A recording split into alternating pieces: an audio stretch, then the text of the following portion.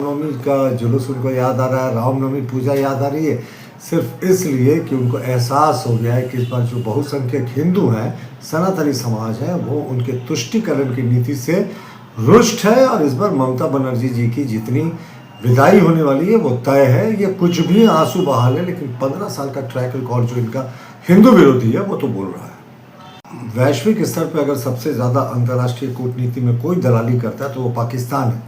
ना कहते हैं साहब इस्लाम और मुसलमानों की हितैषी। सबसे पहले तो इन्होंने अफ़गानिस्तान में जो वहाँ के मुसलमान थे उनको अमेरिकन बेसिस बनवाकर उनको मरवाया।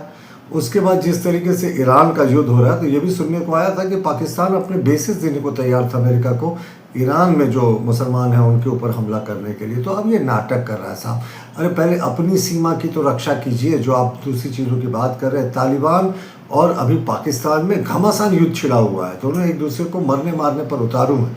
तो पहले अपने घर में अपनी चीज़ों को देख लें और उसके बाद मध्यस्थता करने की कोशिश करें। हर चीज़ में विशुद्ध रूप से दलाली और वो किसी बड़े राष्ट्र की दलाली ये शोभा नहीं देता। पर पाकिस्तान तो कभी जानता ही नहीं ना आत्मसम्मान क्या होता है।